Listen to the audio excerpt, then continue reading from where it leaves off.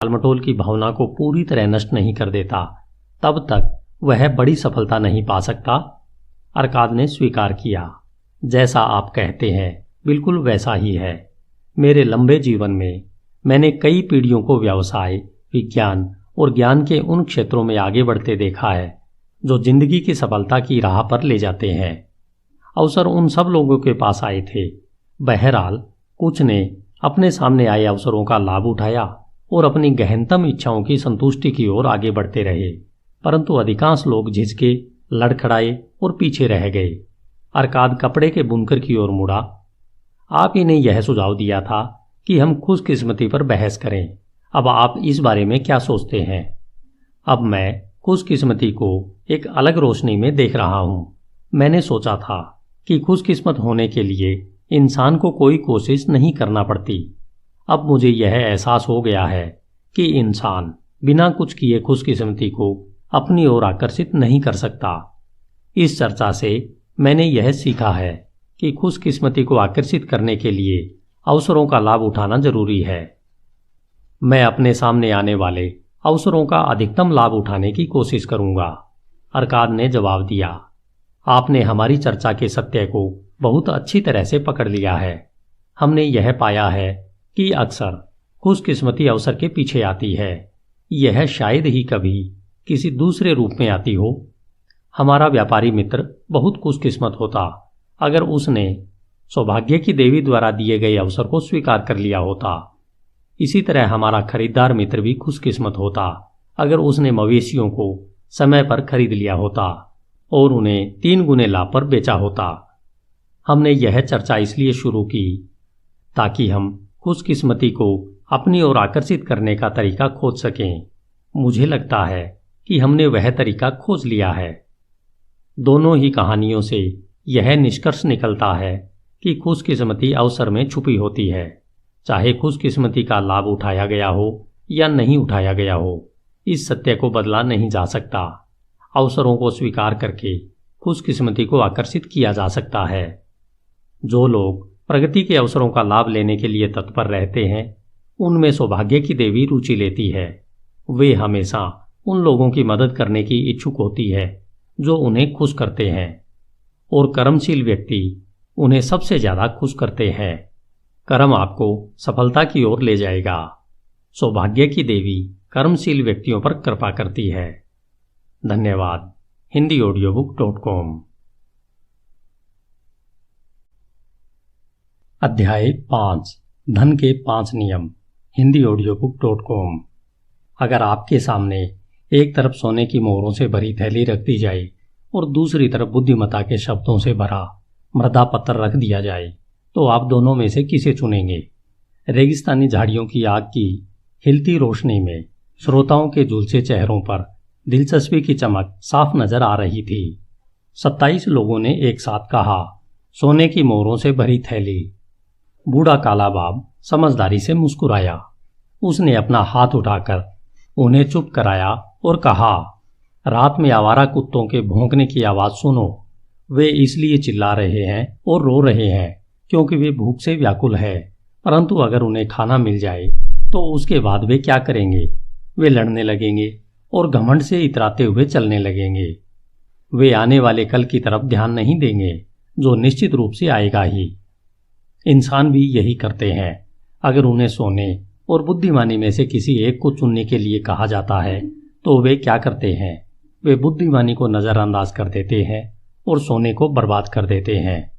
आने वाले कल में वे दोबारा रोएंगे क्योंकि उनके पास अब सोना नहीं बचा है। सोना या धन उन लोगों को ही मिलता है जो इसके नियम जानते हैं और उसका पालन करते हैं।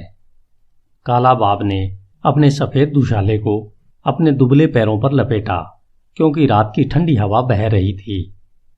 तुम लोगों ने इस लंबी यात्रा में वफादारी से मेरी सेवा की है। तुमने मेरे ऊंटों की अच्छी देखभाल की है। तुमने रेगिस्तान की गर्म रेत पर बिना शिकायत किए मेहनत की है। तुमने उन डकैतों का बहादुरी से मुकाबला किया है जो मेरा सामान लूटना चाहते थे। इसलिए मैं आज रात को तुम्हें धन के 5 नियमों की कहानी सुनाऊंगा। तुमने इस तरह की कहानी पहले कभी नहीं सुनी होगी।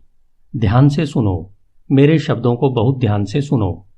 क्योंकि अगर तुम उनका मतलब समझ लोगे और उनका पालन करोगे तो भविष्य में तुम भी धनवान बन सकते हो। प्रभाव डालने के लिए वह थोड़ी देर रुका। ऊपर बेबीलोन के नीले आसमान में सितारे चमक रहे थे।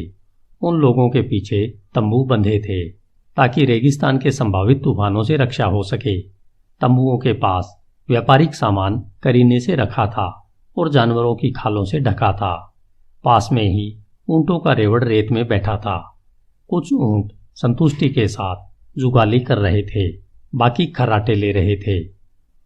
आपने हमें बहुत सी अच्छी कहानियां सुनाई है कलाबाब, सामान बांधने वाले प्रमुख व्यक्ति ने कहा। हम चाहते हैं कि कल जब आपके साथ हमारी सेवा खत्म हो तो उसके बाद आपके शब्दों का मार्गदर्शन हमारे साथ रहे। कलाबाब ने कहा, मैंने तुम्हें अजीब और सुदूर देशों के अपने अनुभव सुनाए हैं, परंतु आज रात को मैं तुम्हें समझदार और अमीर अरकाद की बुद्धिमानी के बारे में बताता हूं। सामान बांधने वाले प्रमुख व्यक्ति ने कहा, हमने उनके बारे में काफी सुना है क्योंकि वे बेबीलोन के सबसे अमीर आदमी थे। वे सबसे अमीर आदमी इसलिए बने क्योंकि वे धन के नियमों को जानते थे। धन के नियम उनके पहले किसी को भी इतनी अच्छी तरह से मालूम नहीं थे। आज की रात मैं तुम्हें बहुत समझदारी की बातें बताऊंगा जो उनके बेटे नोमेजीर ने कई साल पहले निनेवा में मुझे बताई थी। जब मैं छोटा था, मेरे मालिक और मैं नोमाजीर के महल में देर रात तक रुके थे। मैं सुंदर कालीनों के बड़े बंडल लाने में अपने मालिक की मदद कर रहा था। नोमाजीर ने हर कालीन की जांच की जब तक कि वह रंगों के चयन से पूरी तरह संतुष्ट नहीं हो गया। आखिरकार वह बहुत खुश हुआ और उसने हमें अपने पास बिठा लिया। उसने हमें बहुत दुर्लभ और खुशबूदार शराब पिलाई, जिसे पीने के बाद मेरे पेट में गर्मी दौड़ गई क्योंकि मेरे पेट को इस तरह के पेय पदार्थ की आदत नहीं थी। फिर उसने हमें अपने पिता अरकाद की समझदारी की कई कहानियां सुनाई जो मैं तुम्हें सुनाने जा रहा हूं। जैसी परंपरा है, बेबीलोन में दौलतमंद पिताओं के पुत्र हमेशा उनके साथ रहते हैं और उनके जायदाद विरासत में पाने की आशा करते हैं। अरकाद को यह परंपरा पसंद नहीं थी, इसलिए नोमाजीर के वयस्क होने पर अरकाद ने उससे कहा, बेटे, मेरी यह इच्छा है कि तुम मेरी जायदाद के वारिस बनो, परंतु पहले तुम्हें यह साबित करना होगा कि तुम समझदारी से इसे संभाल सकते हो। इसलिए मैं चाहता हूं तुम दुनिया में बाहर निकलो और धन कमाने तथा लोगों के बीच सम्मान पाने की अपनी योग्यता को साबित करो। तुम्हें अच्छी तरह से शुरुआत करने के लिए मैं 2 चीजें देता हूं जो मुझे नहीं मिली थी। जब मैंने दौलत इकट्ठा करनी शुरू की तब मैं बहुत गरीब था। सबसे पहले तो मैं तुम्हें सोने की मोहरों से भरी यह थैली देता हूं। अगर तुम इसका समझदारी से उपयोग करोगे तो यह तुम्हारी भावी सफलता की नींव बन जाएगी। दूसरी बात, मैं तुम्हें यह मृदा पत्र देता हूं जिस पर धन के 5 नियम लिखे हैं। अगर तुम इन नियमों के अनुसार चलोगे तो तुम्हें योग्यता और सुरक्षा जरूर मिलेगी। आज से 10 साल बाद तुम घर लौटकर अपने अनुभव बताना। अगर तुम खुद को योग्य साबित कर दोगे तो मैं तुम्हें अपनी जायदाद का वारिस बना दूंगा, वरना मैं यह जायदाद पुरोहितों को दान कर दूंगा ताकि वे मेरी आत्मा की शांति के लिए देवी देवताओं से प्रार्थना करें।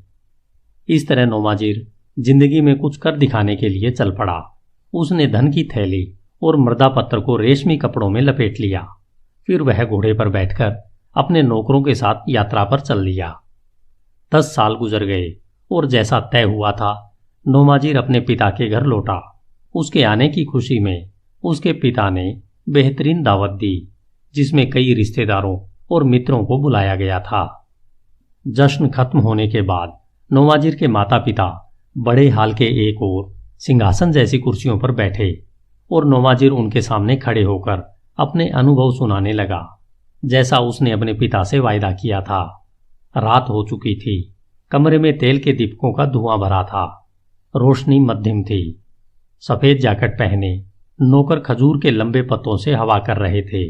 पूरे दृश्य में शाही गरिमा थी। नोमाजीर की पत्नी और उसके 2 छोटे पुत्र परिवार के मित्रों तथा रिश्तेदारों के साथ कालीनों पर बैठे थे। वे सभी नोमाजीर की बातें सुनने के लिए उत्सुक थे। नोमाजीर ने कहा, पिताजी, मैं आपकी बुद्धिमत्ता के सामने